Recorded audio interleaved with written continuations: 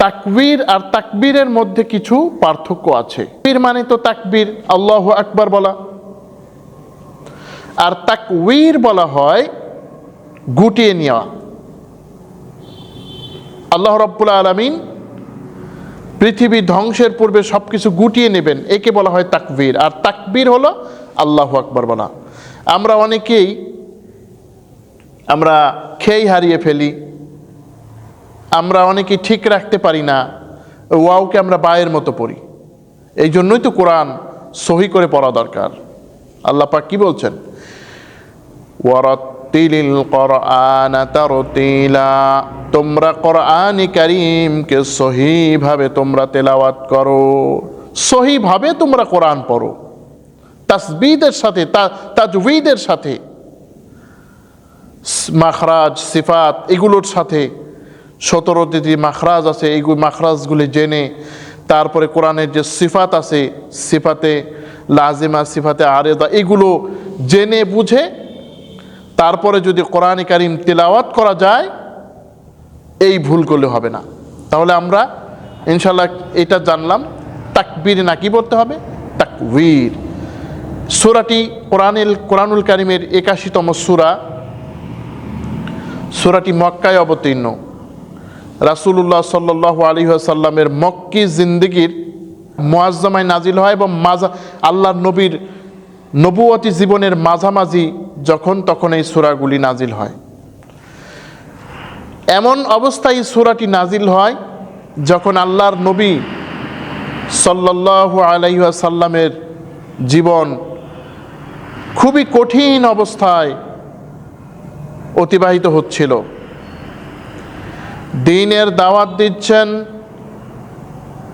দ্বীনের কথা কেউ মানছে না, দ্বীনের কথা কেউ গুরুত্ব দিচ্ছে না। আল্লাহর নবীকে নিয়ে হাসাহাসি অনেক কিছুই করা হচ্ছে। তখন আল্লাহ রাব্বুল আলামিন এই সূরাটি নাজিল করেন। সূরাটি নাজিল করার দ্বারা আল্লাহ পাক বলছেন যে শোনো, আমার নবী পাগল নয়, এই বিষয়গুলো আসবে সামনে ইনশাআল্লাহ। তো এই সূরাটিতে আলোচনা করা হয়েছে কিয়ামতের দৃশ্যগুলি, কিয়ামতের যে দৃশ্যগুলি আছে, এই দৃশ্যগুলি আল্লাহ পাক এই সূরাটির মধ্যে আলোচনা করেছেন। এরপরে আল্লাহর পাকের একজন গুরুত্বপূর্ণ ফেরেশতা রূহুল আমিন জিবরাইল আলাইহিস সালাম সম্পর্কে আলোচনা করেছেন। এরপরে আল্লাহ পাক রব্বুল আলামিন আলোচনা করেছেন আখিরাত নিয়ে কিছু বিষয়। তো এই সূরাটি 29টি আয়াত রয়েছে, একটি রুকু রয়েছে সূরার মধ্যে। আল্লাহ পাক রব্বুল আলামিন প্রথমে যে কথাটি বলছেন, ইযা শামসু কুওয়িরাত, যখন সূর্যকে গুটিয়ে নেওয়া হবে, সূর্য যখন তার আলো দেবে না। আল্লাহ পাক রব্বুল আলামিন বলেন, এই যে সূর্য তোমরা দেখতে পাচ্ছ, এত সুন্দর সূর্য, এই সূর্য তোমাদেরকে সুন্দর করে আলো দেয়, সুন্দর করে তোমাদের সূর্য আলো দিচ্ছে। এই সূর্য যখন কিয়ামতের সময় হয়ে যাবে, এই সূর্য কিন্তু আলোহীন হয়ে যাবে। এমন অবস্থা হতে হবে, সূর্য ডুববে, আর সহজে অস্ত যাবে না, আবার আর সহজে আসবে না, আর উদয় হবে না। আবার এমন অবস্থা হবে যখন সূর্য উদয় হবে তখন আর অস্ত যাবে না। অবশেষে যখন সময় হয়ে যাবে তখন কিন্তু পশ্চিম দিক থেকে সূর্য উঠে যাবে।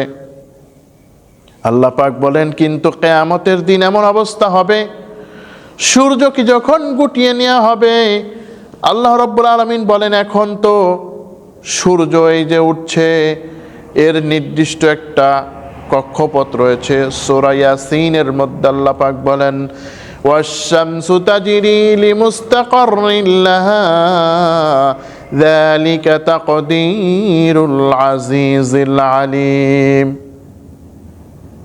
সূর্য তার নির্দিষ্ট কক্ষপথে বিচরণ করছে, এটা নির্ধারণ করা হয় পরাক্রান্ত প্রজ্ঞাময় আল্লাহর পক্ষ থেকে। সূরা ইয়াসিনের 38 নম্বর আয়াত। 40 নম্বর আয়াতে বলছেন, এই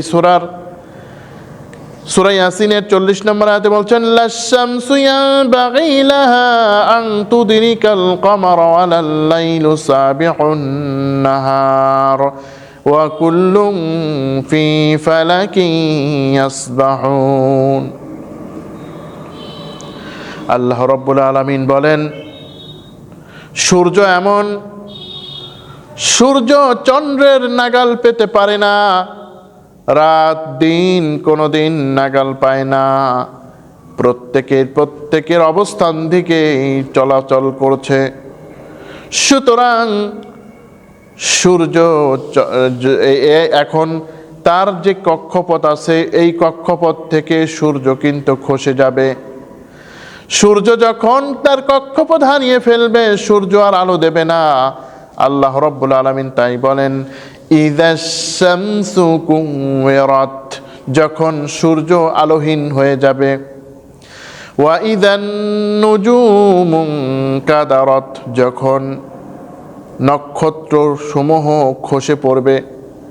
এই যে দেখো সুন্দর সুন্দর নক্ষত্র, এত সুন্দর তারকারাজি আল্লাহ রাব্বুল আলামিন সৌন্দর্যের জন্য সৃষ্টি করেছেন। ওয়ালাকাদ যায়্যানাস সামাআদ দুনিয়া বিমাসাবিহা, আল্লাহ পাক বলেন সূরা আল মুলকের মধ্যে, সূরা মুলকের 5 নম্বর আয়াতে বলেন যে এই সূর্যকে আমি, এই দুনিয়ার আকাশকে আমি তারকা দ্বারা সাজিয়েছি কত সুন্দর করে। আল্লাহ পাক বলেন এই নক্ষত্র রাজি আর কোনো অস্তিত্ব এই দিন থাকবে না, নক্ষত্র রাজি খসে পড়বে। ওয়াইদাল জিবালু সুইরাত, আল্লাহ পাক রব্বুল আলামিন বলেন যখন নাকি পাহাড় সমূহ পরিভ্রমণ করবে, উঠতে থাকবে। আজকে এই পাহাড়কে আল্লাহ রব্বুল আলামিন পেরেক দ্বারা গঠিত করে দিয়েছেন। আল্লাহ পাক বলেন ওয়াল জিবালা আওতাদা, সূরা নাবা কোরআনুল কারীমের ৭৮ নম্বর সূরা, এই সূরাটির ৭ নম্বর আয়াতে আল্লাহ রাব্বুল আলামিন বলেন পাহাড়কে সৃষ্টি করেছেন পেরেক রূপে। এই যে পেরেক রূপে তিনি এই পাহাড়কে সৃষ্টি করে দিলেন, একটা আকর্ষণ শক্তি আছে। ইন্নাল্লাহা ইউমসিকুস সামাওয়াতি ওয়াল আরদা আন তাজুলা, এই যে মাধ্যাকর্ষণ শক্তি আছে, এই শক্তি ওই দিন থাকবে না, পাহাড় সমূহ ভ্রমণ করতে থাকবে। অন্য আয়াতে আল্লাহ পাক বলেন ওয়া তাকুনুল জিবালু কাল আইনিল মানফুস, ওই দিন পাহাড় সমূহ মনে হবে যে ধ্বনিত রঙিন একেবারে পশম। ওই যে আপনার যেমন লেপ তশক যখন বানায় তখন তুলা যেভাবে ধুনে, ওই রকম ভাবে হয়ে যাবে, কোনো অস্তিত্ব থাকবে না পাহাড়। আজ যে পাহাড় আমরা মনে করি পাহাড়ের মতো, বলেও থাকি আমরা পাহাড়ের মতো, কিন্তু ওই পাহাড়ের কোনো অস্তিত্ব থাকবে না, একেবারে গুঁড়ো গুঁড়ো হয়ে যাবে।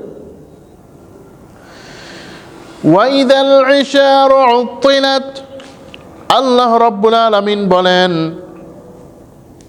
যখন 10 মাসের উষ্টিসমূহ তার নিজ অবস্থায় ছেড়ে দেওয়া হবে। আরবদের কাছে সবচাইতে প্রিয় হচ্ছে উট, আর সবচাইতে উটের মধ্যে প্রিয় হচ্ছে যেই উট নাকি গর্ভবতী। কারণ ওই গর্ভবতী উট থেকে শুধু ওই উটটা নয়, বরং আরও একটা বাচ্চা পাওয়া যাবে, বেশি লাভ হবে, এজন্য আরবদের কাছে প্রিয়। আমাদের কাছেও কিন্তু গর্ভবতী গাভীর একটা গুরুত্ব আছে। কেন? কয়েকটা কারণে। এক তো আমরা এই যে গর্ভবতী যে গরুটা আমরা পেলাম, এটা পাবো, গাভী পাবো, আবার এই গাভী থেকে দুধও খাওয়া যাবে, আবার এর থেকে একটা বাছুরও পাওয়া যাবে, ডবল লাভ। তো গর্ভবতী পশু সবার কাছেই প্রিয়, আরবদের কাছে তো আরও প্রিয় ছিল, কারণ আরবদের কাছে তো আপনার অন্য কোনো তেমন সম্পদ, ধন সম্পদ ছিল না, টাকা পয়সা ছিল না, যে আরবরা কি করবে, ওই আরবরা তাদের ওটাই ছিল মূল সম্পদ। তারপরে উট দৈত্য একটা বিশাল একটা প্রাণী, যার অনেক সহ্য ক্ষমতা আছে। ওই সময় যারা আরব, তারা মরুভূমির জাহাজ হিসেবে উটকে ব্যবহার করত, অনেক সুবিধা। এই জন্য 2টা উট পাওয়া মানে অনেক বড় ব্যাপার। ওয়াইদাল ওয়াহুশু হুশিরাত, আল্লাহ রাব্বুল আলামিন এইবার বলছেন, যখন সকল প্রাণীকে একত্রিত করা হবে। আল্লাহ পাক রব্বুল আলামিন বলেন, যত প্রাণী আছে সবাইকে একত্রিত করা হবে। অর্থাৎ এই যে প্রাণীকুল আছে, এই প্রাণীকুল যখন একত্রিত হয়ে যাবে, তখন মানুষের সাথে বাঘ বসে থাকবে, বাঘের সাথে মানুষ বসে থাকবে, সাপ মানুষের সাথে বসে থাকবে, কিন্তু কেউ কোনো টুশব্দ করবে না। বাঘ মনে করবে না আমার কাছে একটা শিকারী আছে, একে খাওয়া যাবে। এইবার সাপ মনে করবে না ওকে কামড়াতে হবে, মানুষ ভয় পাবে না সাপের ভয়, মানুষ ভয় পাবে না বাঘের ভয়, মানুষ কোনো ভয় ভীতি থাকবে না, ভয় করবে না। সুতরাং এই মানুষ এমন মানুষ, আর প্রাণী একাকার হয়ে চিন্তা করতে থাকবে, হাই নাফসি হায় আফসোস, হায় আফসোস, ইয়া নাফসি করতে থাকবে। দুনিয়াও কিন্তু এরকম হয় অনেক সময়। বহুত দিন আগে একটা গল্প শুনেছিলাম, বাংলাদেশের স্বাধীনতার সময় যখন মিলিটারি আক্রমণ করলো পাকিস্তানের, তখন এক লোক ভয়ে এক ঘরের মধ্যে পালিয়েছে। ওই ঘরের ভিতরে আবার এক সাপও পালিয়েছে। ওই সাপ মানুষের একেবারে স্পর্শ পাচ্ছে, কিন্তু সাপ ভুলে গেছে যে কি হচ্ছে না হচ্ছে। তাহলে বোঝা যায় যে কিয়ামতের দিন কি ভয়ঙ্কর পরিস্থিতি হবে। আমরা কি বুঝতে পারি কেমন ভয়ঙ্কর হবে? একটা আয়াত আল্লাহ পাক উল্লেখ করছেন সূরা হজের 2 নম্বর আয়াতে, ইয়াউমা তারাউনাহা তাযহালু কুল্লু মুরদিআতিন আম্মা আরদাআত ওয়া তাদউ কুল্লু যাতি হামলিন হামলাহা ওয়া তারান নাসা সুকারা ওয়া মা হুম বিসুকারা ওয়ালাকিন্না আযাবাল্লাহি শাদীদ। ওই দিন আপনি দেখবেন, ওই দিন তোমরা দেখবে, যে গর্ভবতী নারী, এমনি একটি গর্ভ যখন তার সন্তান হয় কত কষ্ট হয়। ওই দিন কিয়ামতের ভয়ঙ্কর পরিস্থিতির কারণে গর্ভবতী নারী, তার গর্ভ খসে পড়বে। ভয়ঙ্কর পরিস্থিতির কারণে যে শিশু, যে মা তার সন্তানকে দুধ দেয়, ওই মাও তার সন্তানের কথা ভুলে যাবে। মানুষকে মনে হবে পাগলের মতো দৌড়াচ্ছে। আল্লাহ পাক বলেন, ওয়ালাকিন্না আযাবাল্লাহি শাদীদ। মানুষ পাগল হয় নাই, বরং আল্লাহ তাআলার আযাব খুব ভয়াবহ। পরের আয়াতে আল্লাহ পাক বলেন, ওয়াইদাল বিহারু সুজ্জিরাত, যখন সমুদ্রে আগুন জ্বলবে, সমুদ্রে যখন আগুন দেখা দেবে। সিজার মানে হচ্ছে সিগারেট, আধুনিক আরবি। এখানে সুজ্জিরাত মানে যখন সমুদ্রে আগুন জ্বলবে। সাহাবী উবাই ইবনে কাব রাদিয়াল্লাহু তাআলা আনহু থেকে একটি বর্ণনা রয়েছে। বর্ণনার মধ্যে রয়েছে যে একটা মানুষ, জিন যখন দেখতে পাবে সমুদ্রে আগুন জ্বলছে, মানুষ তখন অবাক হয়ে যাবে। জিনদের উপরে মানুষ পড়বে, মানুষের উপরে জিন পড়ে যাবে। আজ তো জিন আমরা দেখি না, কিন্তু ওই সময় কিন্তু জিন গোপন থাকবে না। এইবার জিন বলবে, ব্যাপারটা কি? সমুদ্রে কেন আগুন জ্বললো? এটা তো স্বাভাবিক নয়। জিনরা দেখতে যাবে, ভয়ঙ্কর পরিস্থিতি, সমুদ্রে আগুন জ্বলে যাবে। বিজ্ঞানীরাও আজ একমত পোষণ করছেন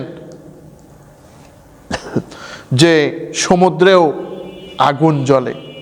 কারণ এই যে আমরা কিছুদিন আগে, যে বহু বছর আগে যে সুনামি হলো, এই সুনামিটাও কিন্তু এর একটা নিদর্শন দেখা গেছে যে সমুদ্রে আগুন জ্বলছে।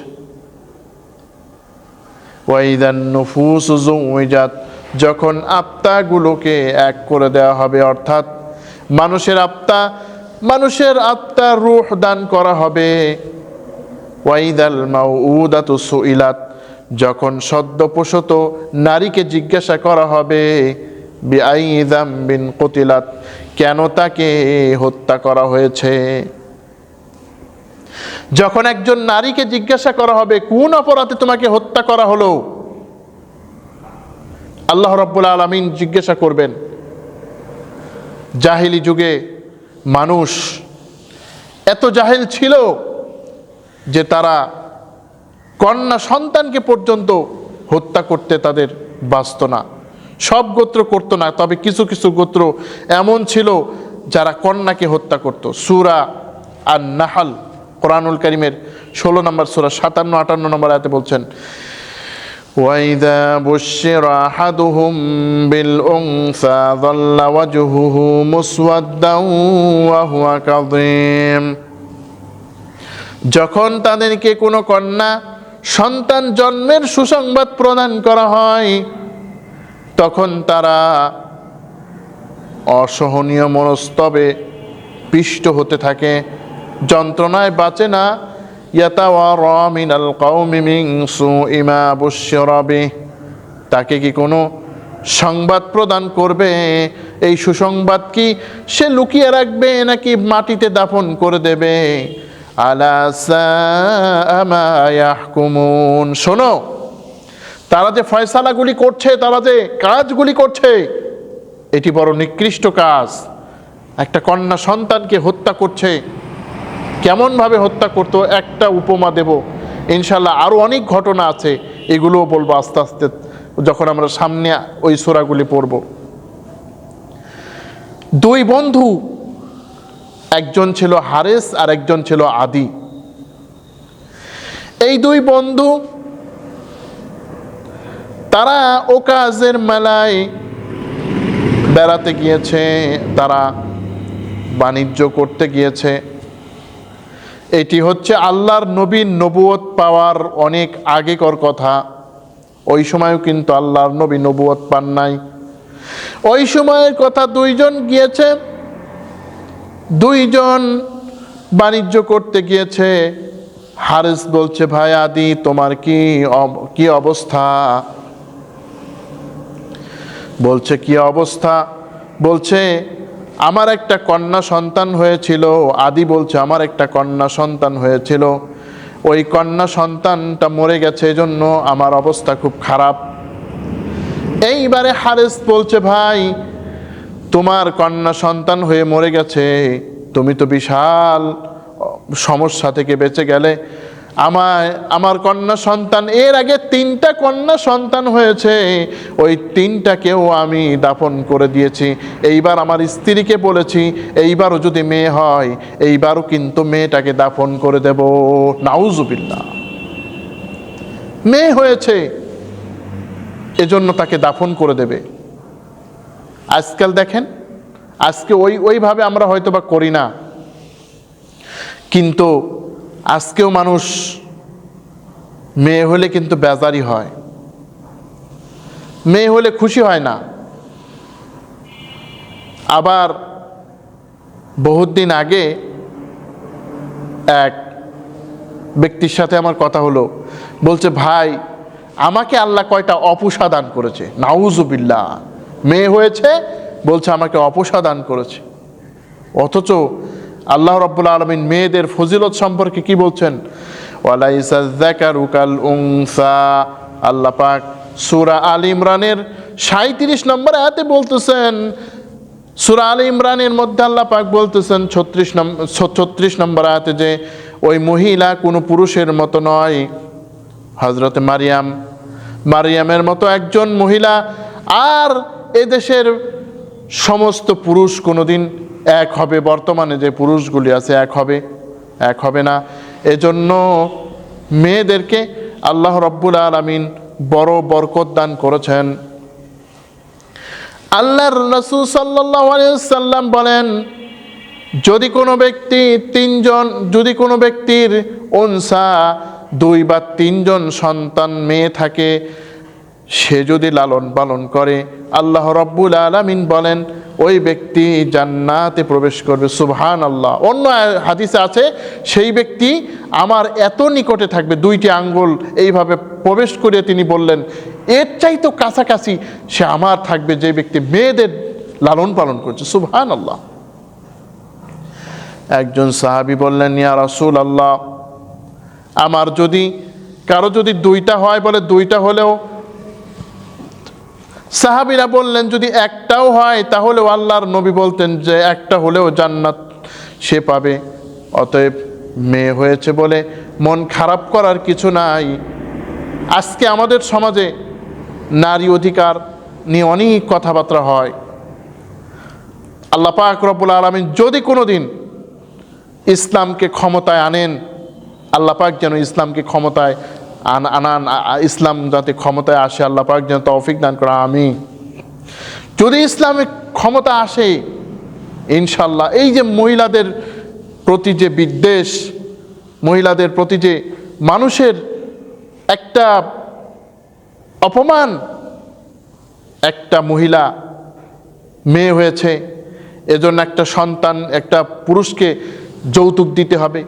ওরে বাবা, তাও আবার কি যৌতুক শুধু দিতে হবে না, বরং মেয়েদেরকে খাওয়াতে হবে। কি খাওয়াতে হবে? ওই ছেলেদেরকে 200 আসুক 300 আসুক, আর মেয়ের বাড়ি বলব তোমরা 5-6 জন যে আমার বাড়ি খাই আস। তার মানে ওদের কাছে মেয়ে হওয়াটা বড় অপরাধ। আজকে আমাদের সমাজে মহিলাদের তেমন কোনো শিক্ষা দীক্ষার ব্যবস্থা করা হয় না, এখনো ইসলাম শিক্ষা দেওয়া হয় না মহিলাদের। আলহামদুলিল্লাহ ইদানিং ওলামায়ে কেরাম চেষ্টা করছেন যাতে এই দেশের মা বোনেরা ইসলামকে জানতে পারেন, কোরআনকে জানতে পারেন, হাদিসকে জানতে পারেন। এই জন্য বিভিন্ন জায়গায় প্রচেষ্টা চলছে, আল্লাহ পাক কবুল করুক। কিন্তু আগে মুসলমানদের অবস্থা এমন ছিল না।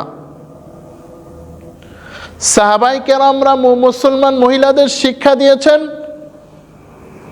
আল্লাহর নবীর প্রত্যেকটা স্ত্রী হযরতে উম্মে সালামা, হযরতে উম্মে হাবিবা, হযরতে আয়েশা, অন্যতম আলেমা ছিলেন হযরতে আম্মা জান হাফসা, তারা আলেমা ছিলেন, তারা হাদিস শিখাতেন, সাহাবীদের উস্তাদ ছিলেন। কিন্তু আমাদের সমাজে হিন্দুয়ানি পরিবেশের কারণে মহিলাদেরকে আজও নিন্দার চোখে দেখা হয়। এরকম করা যাবে না, মহিলাদের সাথে ভালো আচরণ করতে হবে। যাই হোক, যে কথা বলছিলাম যে ওই 2 বন্ধুর আলাপে সে বলল, বন্ধু তুমি তো মেয়ের পিতা হওয়ার অপরাধ থেকে বেঁচে গেলে। আমার যে মেয়ে আছে আমি 3টাকে দফন করেছি। শুধু ওই ব্যক্তি না, আর অনেক ঘটনা আছে। ইনশাল্লাহ আমরা আস্তে আস্তে এই ঘটনাগুলোও শোনাবো ধারাবাহিকভাবে। আপনারা আমাদের চ্যানেল ইনশাল্লাহ এই তাফসিরগুলো দেখবেন। তো মেয়েদের কথাই বলছিলাম, আল্লাহ রাব্বুল আলামিন মেয়েদের কত মর্যাদা দিয়েছেন মহিলাদের। আল্লাহ রাসূল সাল্লাল্লাহু আলাইহি ওয়াসাল্লাম বলছেন, লা তাসুব্বুল বানাত ইন্নী আবুল বানাত। আল্লাহর নবী বলেন, তোমরা কখনো মেয়েদেরকে গালি দিবা না, কারণ আমি মুহাম্মদ সাল্লাল্লাহু আলাইহি ওয়াসাল্লাম হচ্ছে মেয়েদের পিতা, আমি হচ্ছে মেয়েদের পিতা। খবরদার মেয়েদেরকে গালি দিবা না। অতএব মেয়ে হয়েছে বলে অবহেলা করা যাবে না। ইনশাআল্লাহ আল্লাহ পাক যদি কোনোদিন কোরআন এদেশে কায়েম করে দেন, ইসলামী ব্যক্তিত্ব যদি আল্লাহর এই জমিনে আসতে পারে, মহিলাদের অবস্থা এরকম থাকবে না। আজকে তো মহিলাদের ধর্ষণে তেমন কোনো অপরাধ নয়, ভাত মাছ হয়ে গেছে। মহিলাদের ধর্ষণ করলে কোনো বিচার হয় না, কিচ্ছু হয় না। মহিলাদেরকে খুন করে জামিন পেয়ে চলে আসছে, এরকম ঘটনাও আছে। অথচ আল্লাহর কাছে কত দাম একটা প্রাণী। আল্লাহ পাক বলছেন, লিল্লাহি মুলকুস সামাওয়াতি ওয়াল আরদ ইয়াখলুকু মা ইয়াশা ইয়াহাবু লিমান ইয়াশাউ ইনাসাও ওয়া ইয়াহাবু লিমান ইয়াশাউ যুকুর। লিল্লাহি মুলকুস সামাওয়াতি ওয়াল আরদ। আল্লাহ পাক বলেন তিনি আকাশ ও জমিনের সৃষ্টিকর্তা। আল্লাহ পাক বলেন তিনি যা ইচ্ছা তাই সৃষ্টি করেন, যাকে ইচ্ছা তিনি কন্যা দান করেন, যাকে ইচ্ছা তিনি ছেলে দান করেন, যাকে ইচ্ছা তিনি পুত্র কন্যা দান করেন, আর যাকে ইচ্ছা তিনি কিছুই দেন না। আল্লাহ পাক এখানে কন্যা দিয়ে শুরু করেছেন। আল্লামা ইবনে কাসির রহিমাহুল্লাহ বলেন যদি কোনো ব্যক্তির প্রথম সন্তান কন্যা হয় অবশ্যই ওই ব্যক্তি ভাগ্যবান। সুবহানাল্লাহ। তাহলে এমন নয় মেয়ে হলে আমরা আর অসন্তুষ্টি প্রকাশ করব। যারা আমাদের এই প্রোগ্রাম দেখছেন অনুরোধ থাকবে ভাই আজকে মেয়েদের সাথে আপনারা খারাপ আচরণ করবেন না। আল্লাহ নবী বলছেন সাল্লাল্লাহু আলাইহি ওয়াসাল্লাম যদি কোনো ব্যক্তি মেয়েকে লালন পালন করে, উত্তম আদাব শিক্ষা দেয়, তারবিয়াত শিক্ষা দেয়, আর যদি কোনো ব্যক্তি উত্তম পাত্রের সাথে একটা মেয়ের বিবাহ দেয়, আল্লাহ নবী বলেন ওই ব্যক্তি অবশ্যই জান্নাতি। সুবহানাল্লাহ। তাহলে মেয়ে জন্ম দিলে কি করতে হবে? প্রথমে তাদেরকে তারবিয়াত করতে হবে, ভালো করে লালন পালন করতে হবে। এরপরে তাকে শিক্ষা দিতে হবে, দ্বীনি শিক্ষা, ইলম, কোরআনের জ্ঞান, হাদিসের জ্ঞান, দুনিয়া বিজ্ঞান যতটুকু লাগে সব শিক্ষা দিতে হবে। এরপরে ভালো পাত্রস্থ করতে হবে। এমন নয় যে একটা বেদিন ছেলে টাকা আছে দিয়ে দিলাম, এমন হতে পারবে না। আল্লাহ পাক যেন এই বিষয়ে আমল করার আমাদের তৌফিক দান করুন। আল্লাহ পাক যেন মেয়েদের প্রতি আমাদেরকে আরো বেশি সহনশীল হওয়ার তৌফিক দান করুন। আল্লাহ পাক এরপরের আয়াতে বলছেন ওয়াইদা সুহুফু নুশিরাত, যখন আমল নামা তাদেরকে দেওয়া হবে, অর্থাৎ আমল নামা যখন দেওয়া হবে। আল্লাহ পাক রব্বুল আলামিন সূরা হাক্কার মধ্যে বলছেন যে ডান হাতে বাম হাতে আমল নামা দিলে কি হবে? ফাম্মা মান উতিয়া কিতাবাহু বিয়ামিনিহি, আল্লাহ রাব্বুল আলামিন বলেন যার আমল নামা ডান হাতে থাকবে ফাসাউফা ইউহাসাবু হিসাবান ইয়াসীরা। সূরা ইনশিকাকের মধ্যে আল্লাহ রাব্বুল আলামিন বলেন তার হিসাব নিকাশ সহজ হয়ে যাবে। অর্থাৎ যার আমল নামা ডান হাতে দেওয়া হবে তার হিসাব নিকাশ সহজ হবে। ওয়াম্মা মান উতিয়া কিতাবাহু ওয়ারাআ যাহরিহি, যার আমল নামা পিছন দিক থেকে দেওয়া হবে ফাসাউফা ইয়াদউ সুবুরা ওয়া ইয়াসলা সাঈরা, সে যেন মৃত্যুকে সে আলিঙ্গন করতে থাকবে, ডাকতে থাকবে, আর দোজখের মধ্যে প্রবেশ করবে। অতএব আমল নামা যখন দিয়ে দেওয়া হবে, আল্লাহ পাক বলছে ওয়াইদাস সামাউ কুশিতাত, যখন নাকি আকাশের আবরণ উন্মোচিত হবে। আল্লাহ রাব্বুল আলামিন বলেন যখন আকাশের এই যে আবরণ আছে এখন এইটি কিন্তু থাকবে না। এই যে এখন আকাশ কত দূরে, আকাশ এখন দেখতে সুন্দর লাগছে কিন্তু ওই সময় আবরণটা থাকবে না, আকাশ দরজার উপরে দরজা হয়ে যাবে। আল্লাহ পাক রব্বুল আলামিন কোরআনুল কারীমের সূরা নাবার 19 নম্বর আয়াতে বলছেন ওয়া ফুতিহাতিস সামাউ ফাকানাত আবওয়াবা, ওই দিন কিয়ামতের দিন আকাশের দরজা খুলে দেওয়া হবে এবং তা দরজার উপরে দরজা হয়ে যাবে। অতএব এই আকাশ কি ভয়ঙ্কর হবে। ওয়াইদাল জাহিমু সুআরাত, ওই দিন জাহান্নামকে প্রজ্বলিত করা হবে, জাহান্নামের আগুন ওই দিন জ্বালানো হবে। কিয়ামতের দিন তো ওই সময় জাহান্নাম মানুষ দেখতে পাবে। আল্লাহ পাক আল্লাহ নবী সাল্লাল্লাহু আলাইহি ওয়াসাল্লাম বলেন যখন কিয়ামতের দিন যখন জাহান্নামকে আনা হবে, জাহান্নামের 70,000 দরজা রয়েছে, 70,000 দরজার এক একটা দরজা 70,000 ফেরেশতা নিয়ে বহন করে আনবে।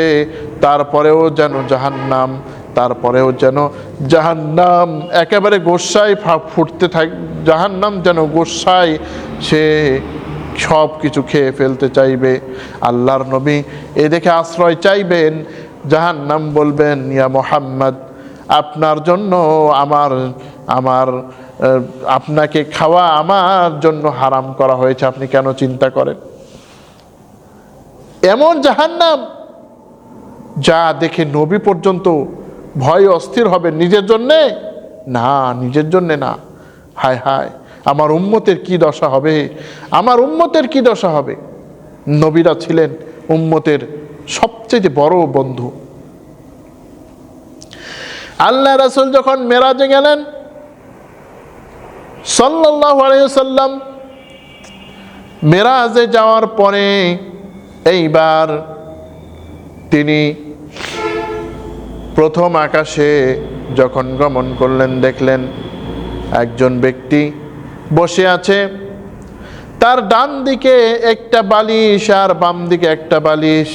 ডান দিকের দিকে যখন তিনি তাকান তখন তিনি হাসেন, আর বাম দিকে যখন তিনি তাকান তখন তিনি কাঁদতে থাকেন। অর্থাৎ ডান দিকে তাকালেন হাসেন। তিনি জিবরাইল আলাইহিস সালাতু ওয়াস সালাম জিজ্ঞাসা করলেন কারণ কি, জিবরাইলের কাছে আল্লাহর নবী জিজ্ঞাসা করলেন কারণ কি? তখন বললেন ডান দিকে যারা আছে সবাই তো জান্নাতি, এজন্য তিনি হাসেন, আর বাম দিকে যারা আছে সবাই দোজখী, এজন্য তিনি কাঁদেন। অতএব নবীদের সবচেয়ে বড় বন্ধু হওয়া উচিত, আমাদের নবীর অনুসরণ করা উচিত। ওয়াইদাল জাহিমু সুইরাত ওয়াইদাল জান্নাতু উজলিফাত। আল্লাহ রাব্বুল আলামিন বলেন, যেই দিন জান্নাতকে দর্শকদের মাঝে তুলে ধরা হবে। অন্য আয়াতে আল্লাহ পাক বলেন, ওয়া বুররিজাত ওয়া উজলিফাতিল জান্নাতু লিল মুত্তাকিনা গায়রা বাঈদ। ওই দিন জান্নাত মুত্তাকিদের সামনে উপস্থিত করা হবে, তাদের থেকে দূরে থাকবে না, মুত্তাকিদের কাছ থেকে জান্নাত দূরে থাকবে না। আল্লাহ পাক বলেন, যেই দিন জান্নাতকে তুলে ধরা হবে, জান্নাতকে যেই দিন সবার সামনে উন্মুক্ত করা হবে। জান্নাত, এই জন্যই জান্নাত আমরা সবাই চাই, জান্নাতে যাই, আমল করতে হবে। ইন্নাল্লাযীনা আমানু ওয়া আমিলুস সালিহাতি কানাত লাহুম জান্নাতুল ফিরদাউসি নুজুলা। নিঃসন্দেহে যারা ঈমান আনে আর সৎকর্ম করে, আমি তাদের অভ্যর্থনার জন্যে, তাদের স্বাগতম জানানোর জন্য, তাদের ইস্তেকবাল করার জন্য আমি আল্লাহ রাব্বুল আলামিন জান্নাতের ব্যবস্থা, ফিরদাউস নামক জান্নাতের ব্যবস্থা করেছি। সুবহানাল্লাহ। সেই জান্নাত আমাদের আল্লাহ এমনি দিবেন? এমনি দিবেন না। فمن كان يرجو لقاء ربه فليعمل عملا صالحا ولا يشرك بعبادة ربه أحدا। যেই ব্যক্তি আল্লাহর সাথে সাক্ষাৎ করতে চায় সে যেন দুটো কাজ করে। এক নম্বর কাজ হচ্ছে সে নেকির কাজ করবে, ভালো আমল করবে, আর আল্লাহর সাথে কাউকে শরীক স্থাপন করবে না। শরীক করা যাবে না আল্লাহর সাথে। দেখা গেল সব ঠিক আছে, নামাজ পড়ি, রোজা করি, কিন্তু যখন প্রশ্ন হয় আল্লাহর আইন এই জমিনে কায়েম করতে হবে, সমর্থন দিতে হবে, তখন দিয়ে দিলাম যারা আল্লাহর আইন চায় না তাদের। আল্লাহর আইনগত দিক থেকে রুবুবিয়তে শরীক করে ফেললাম, তাহলে কি জান্নাত পাওয়া যাবে? জান্নাত পাওয়া যাবে না। এজন্য যদি কাউকে সমর্থন দিতে হয়, সাপোর্ট করতে হয়, তাহলে কিন্তু মনে রাখতে হবে কাকে আমি সাপোর্ট করছি, কাকে আমি সমর্থন যোগাচ্ছি, কার জন্য টাকা খরচ করছি, কার জন্য মিছিল মিটিং করছি। একে আমাদেরকে জান্নাতে নিয়ে যেতে পারবে? একটু ভাবার আমাদের বিষয় আছে। যাই হোক, এরপর আল্লাহ পাক বলছেন, আলিমাত নাফসুম মা আহদারাত। ওই দিন তারা জানতে পারবে কি কি তারা উপস্থিত করেছে, কি তারা নিয়ে এসছে, আমল কি করেছে, কতদূর বদ আমল করেছে, কতদূর নেক আমল করেছে, শিরক করেছে নাকি তাওহীদের কাজ করেছে, সুন্নত করেছে নাকি বিদআত করেছে, সব ধরনের আমল ওই দিন তাদের কাছ থেকে উপস্থিত করা হবে। তারা ওই দিন সব হাজির দেখতে পাবে। এইবার আল্লাহ পাক কয়েকটি জিনিসের শপথ করছেন, কয়েকটি জিনিসের শপথ করছেন আল্লাহ পাক। ফালা উকসিমু বিল খুন্নাস, শপথ করছি খুন্নাসের, আল জাওয়ারিল কুন্নাস। খুন্নাস মানে যে নাকি ওয়াসওয়াসা দিয়ে লুকিয়ে যায় আবার ফিরে আসে। অর্থাৎ আমি ওই নক্ষত্ররাজির কসম করছি যে নক্ষত্ররাজি একেবারে হাওয়া হয়ে যায়, আবার ফিরে আসে, আমি তার কসম করছি। ওয়াল্লাইলি ইযা আসআসা, দীর্ঘ রাত যখন দীর্ঘ হয় তার শপথ করছি। কোরআনুল কারীম এই ধরনের শপথ অনেক আছে। ওয়াল্লাইলি ইযা ইয়াগশা, আল্লাহ পাক বলেন শপথ রাত্রির যখন তা আচ্ছন্ন করে। আবার ওয়াল্লাইলি ইযা সাজা, ওয়াদ-দুহা ওয়াল্লাইলি ইযা সাজা, যখন রাত্রি নিঝুম হয় তার কসম আল্লাহ পাক করেছেন। এখানে বলছেন যখন রাত্রি দীর্ঘ হয়। ওয়াস-সুবহি ইযা তানাফফাস, আর যখন নাকি সূর্য শ্বাস নেয়, অর্থাৎ যখন নাকি প্রভাত আসে তার কসম। সারা রাত সুন্দরভাবে মানুষ ঘুমালো, অন্ধকার হয়ে থাকলো, আল্লাহ রব্বুল আলামিন এইবার সকাল নিয়ে আসলেন, এইবার সুন্দরভাবে আলোকিত হয়ে গেল। আল্লাহ পাক অন্য আয়াতে বলেন, সূরা ইয়াসিন আয়াত নম্বর 36-এ বলেন, ওয়া আয়াতুল লাহুমুল লাইলু নাসলাখু মিনহুন নাহারা ফাইযা হুম মুযলিমুন। আর আল্লাহ তাআলার এটাও একটা নিদর্শন যে রাত যখন তা থেকে আলোকিত আলো দূর হয়ে যায় তখন আমি একে দিন যখন চলে যায় তখন তা অন্ধকার হয়ে যায়। এই রাত্রির আল্লাহ পাক কসম করে বলছেন, দিনের কসম করে বলছেন যা আসে, ইন্নাহু লাকাউলু রাসূলিন কারীম, নিঃসন্দেহে এই কোরআন হচ্ছে একজন সম্মানিত বার্তাবাহকের বাণী। এখন এই বার্তাবাহকের বাণী মানে কি? এই কোরআন তো আল্লাহর বাণী, কোরআন তো আল্লাহর বাণী। আল্লাহ রাব্বুল আলামিন জিবরাইল আলাইহিস সালাতু ওয়াস সালাম, এই বার্তাবাহক মানে কি? মুফাসসিরিনে কেরাম বলছেন এই বার্তাবাহক মানে হচ্ছেন জিবরিল আলাইহিস সালাতু ওয়াস সালাম। কোরআনের অন্য আয়াতে আল্লাহ পাক বলেন, আল্লাহু ইয়াসতাফি মিনাল মালাইকাতি রাসূলান ওয়া মিনান নাস ইন্নাল্লাহা সামিউম বাসীর। সূরা হজ কোরআনুল কারীমের 22 নম্বর সূরা। এই সূরাটির 76 নম্বর আয়াতে আল্লাহ রাব্বুল আলামিন বলেন, আল্লাহ তাআলা মানুষ এবং ফেরেশতাকে মনোনীত করেন, অর্থাৎ ফেরেশতাদেরকে তিনি মনোনীত করেন ওহী নাজিলের কাজে, আর মানুষ রাসূল হচ্ছে মানুষের কাছে এই ওহীগুলি যাতে পৌঁছে দিতে পারে।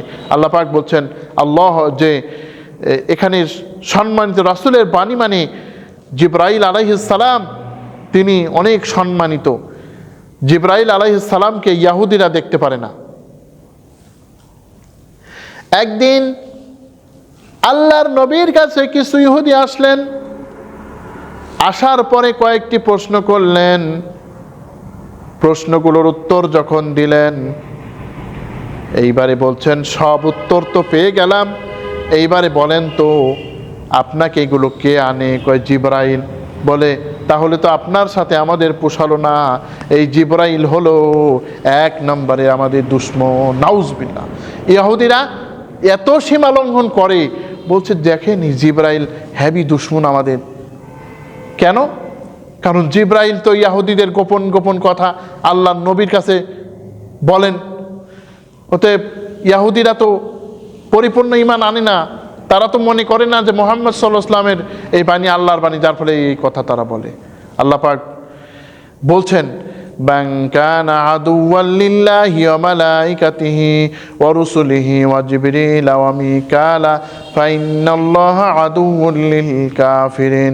যেই ব্যক্তি নাকি আল্লাহ তার রাসূল ও জিবরাইলের শত্রু হবে, আল্লাহ অবশ্যই ওই কাফিরদের শত্রু। অতএব জিবরাইলের শত্রু হওয়া যাবে না। জিবরাইলের তো কোনো অপরাধ নাই। জিবরাইলের কতগুলো গুণ আল্লাহ পাক বর্ণনা করছেন কোরআনে কারিমে। অন্য আয়াতে বলেন, নাযালা বিহির রূহুল আমিন, আল্লাহ পাক বলেন এটি নাজিল করে নিয়ে আসেন রূহুল আমিন, অত্যন্ত বিশ্বস্ত একজন রূহ, অর্থাৎ জিবরাইল। জিবরাইল সম্পর্কে কোরআনুল কারীমের এই আয়াতের মধ্যে আল্লাহ পাক বলেন, এই যে পরের আয়াতে, যে কুওয়াতিন, তিনি অনেক শক্তিশালী। কত শক্তিশালী! একটা হাদিস আপনাদের সামনে বর্ণনা করব।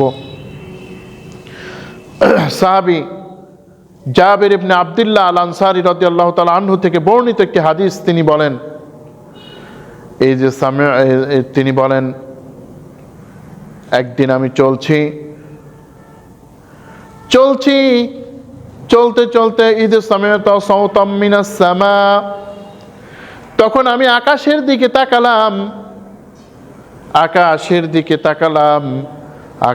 দিকে তাকিয়ে একটা আওয়াজ শুনলাম। এরপরে আমি আকাশের দিকে তাকালাম, দেখলাম একজন ফেরেশতা যিনি এসেছিলেন তিনি এমনভাবে দাঁড়িয়ে রয়েছেন যেন তার চেয়ারটা আকাশ ও জমিনের মতো এত বড় তিনি দাঁড়িয়ে রয়েছেন। আল্লাহর নবী বলেন, আমি সাথে সাথে দৌড়ে গেলাম, বেহুশ হয়ে পড়লাম।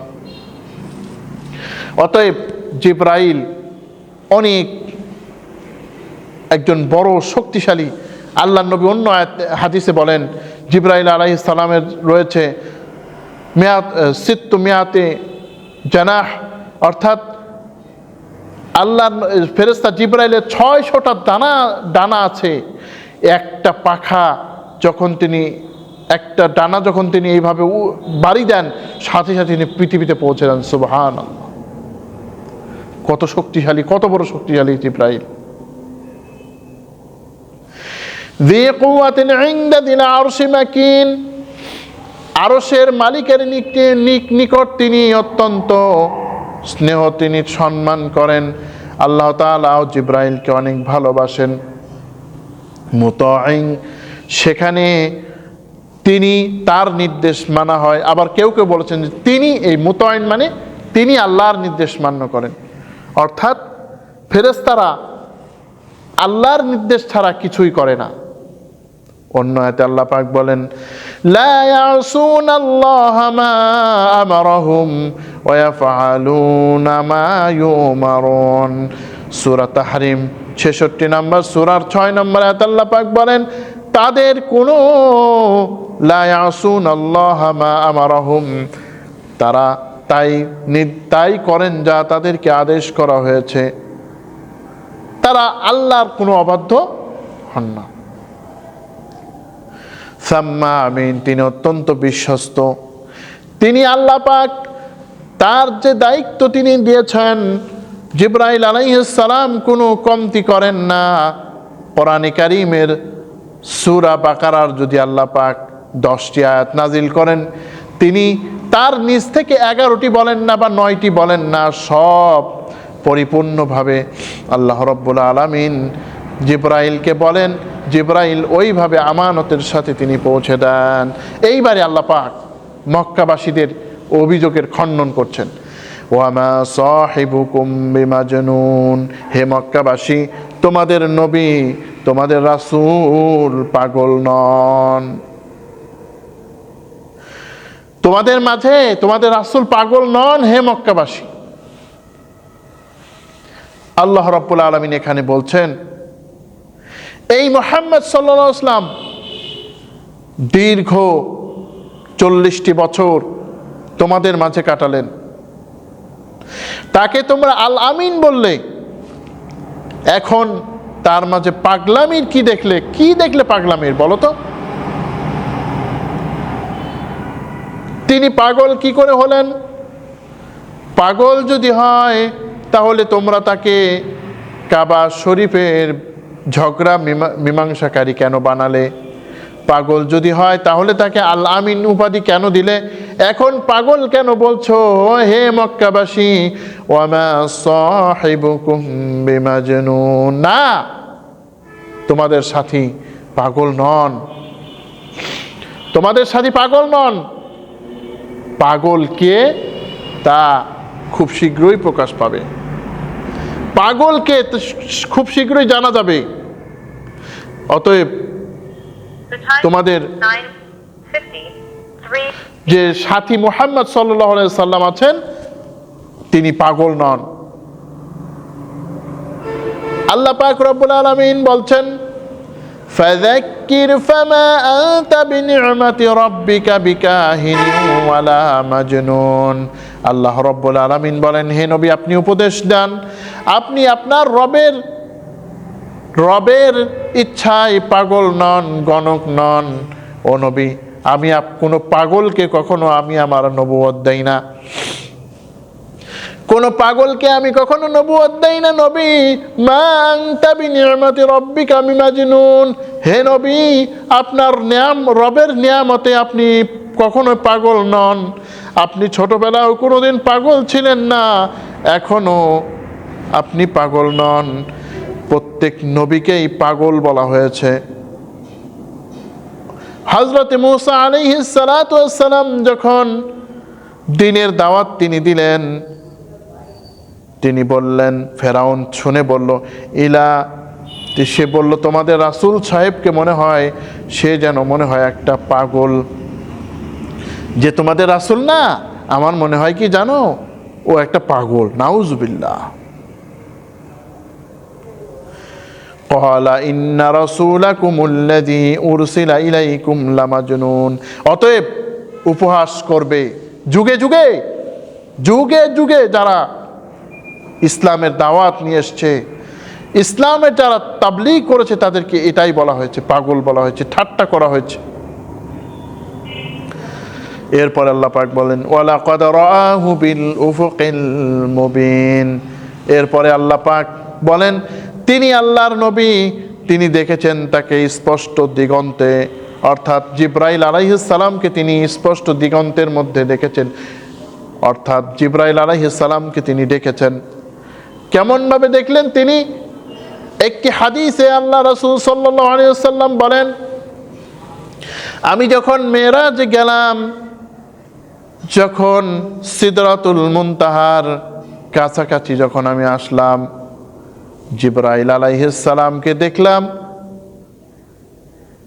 প্রথমবার তো দেখেছিলেন হেরা গুহায়, এরপরে দেখলেন তিনি সিদরাতুল মুনতাহায়। অতএব আল্লাহর নবী জিবরাইলকে দেখেছেন। মক্কাবাসীকে বলছেন, মক্কাবাসীরা তোমরা কি বলো, তোমাদের এই নবী জিবরাইল আলাইহিস সালামকে তিনি দেখেছেন। এরপর আল্লাহ পাক বলেন, ওয়ামা হুয়া বিগাইবি বিদানিন। তিনি অর্থাৎ মুহাম্মদ সাল্লাল্লাহু আলাইহি ওয়াসাল্লাম গায়েবের বিষয় পৌঁছে দিতে তিনি কৃপণ নন। অর্থাৎ আল্লাহর নবীকে যা জানিয়েছেন আল্লাহ পাক, যা তিনি ওহী করেছেন, এই ওহী তিনি পৌঁছে দেওয়ার ব্যাপারে কৃপণ নন। অর্থাৎ তিনি গায়েবের যা তিনি জানেন সব তিনি পৌঁছে দেন। এইবারে আমাদের সমাজে কিছু মানুষ এই আয়াতের ভুল ব্যাখ্যা করে।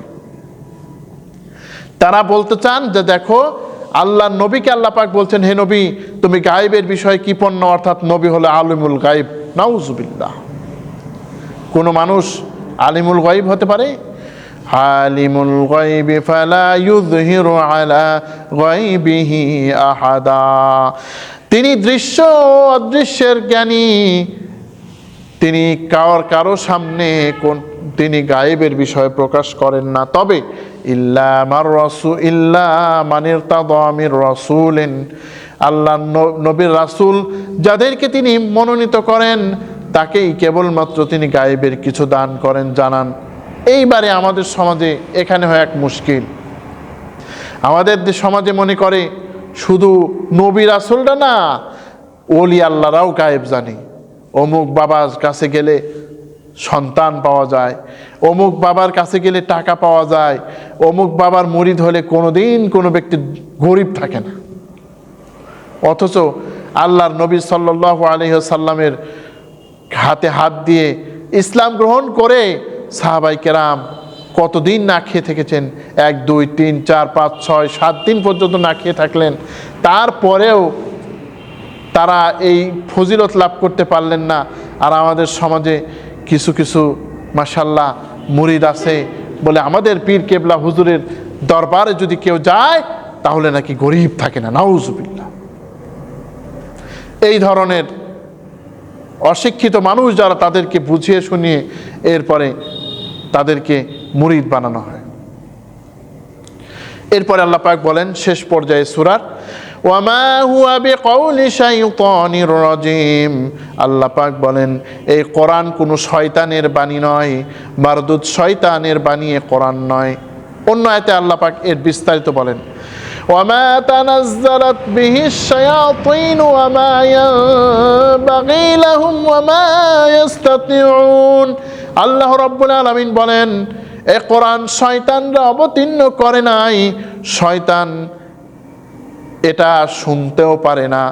তার মানে হচ্ছে যখন আল্লাহ রাব্বুল আলামিন কোরআন নাজিল করলেন, আল্লাহর নবীকে পাঠালেন, আল্লাহর নবী আসার আগে জিনরা আকাশের উপরের খবর জানতে পারত, কিন্তু নবী সাল্লাল্লাহু আলাইহি ওয়াসাল্লাম যখন আসলেন তখন আল্লাহ পাক রব্বুল আলামিন এই পথ বন্ধ করে দিলেন, কিছুটা এই পথ কিছু বন্ধ করে দিলেন, যার ফলে শয়তানরা শুনতে পারল না।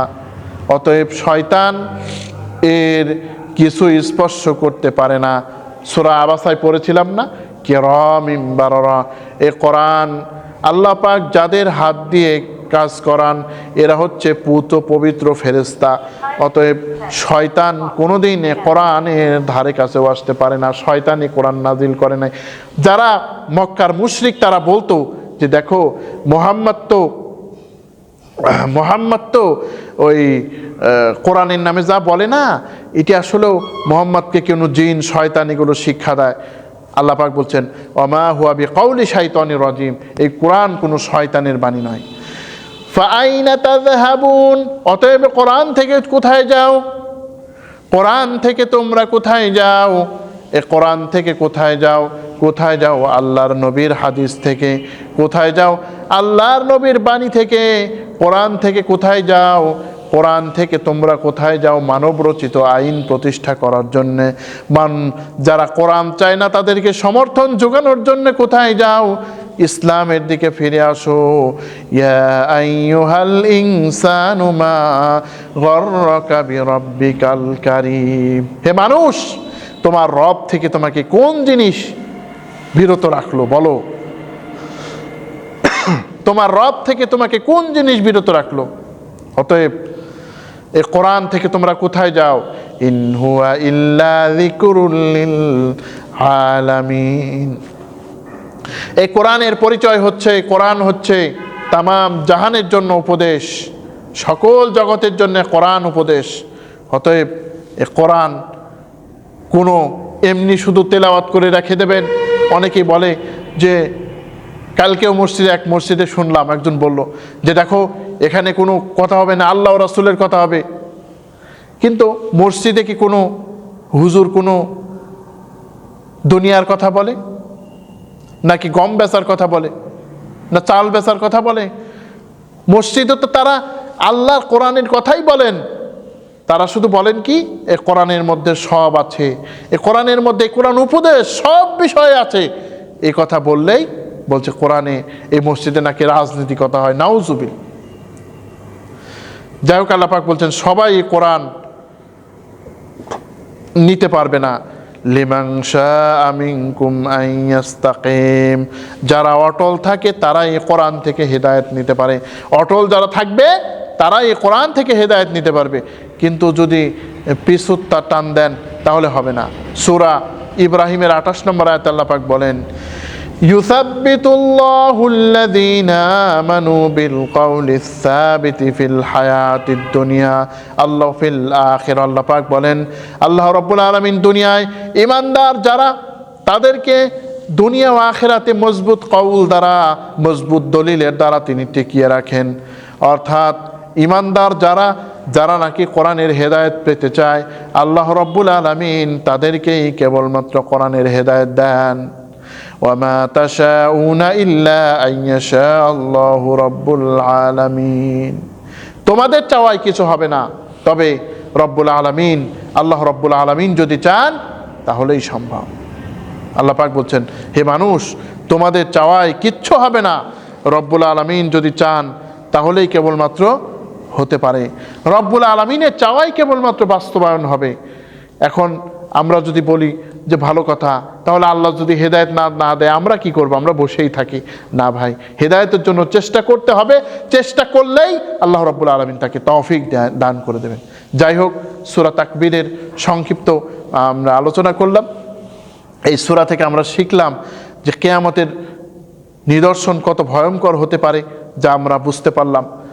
আর আল্লাহর নবীর এই কোরআন, যিনি আল্লাহর নবী, যিনি আল্লাহর পক্ষ থেকে এনেছেন, তা আমাদেরকে মানতে হবে। আর মহিলাদের ব্যাপারে আমাদের সতর্ক থাকতে হবে, তাদের ব্যাপারে খবরদার আমাদের কোনো খারাপ ধারণা আমাদের চলবে না। আমাদের রমজান মাস চলে আসছে, ইনশাআল্লাহ আমরা রমজান মাসে বেশি বেশি করে ইবাদত করব, কোরআনের সাথে থাকব। আর আমাদের এই হেরার বাণী টিভি চ্যানেলের সাথে থাকবেন। বিশেষ করে আপনারা যারা এখন আমাদের এই চ্যানেলকে সাবস্ক্রাইব করেন না, ইনশাআল্লাহ সাবস্ক্রাইব করবেন।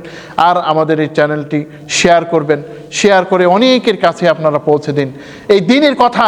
আমরা এখানে কোনো গালগপ্প, কোনো কিস্সা কাহিনী করার জন্য এখানে আসি নাই, এখানে বসি নাই।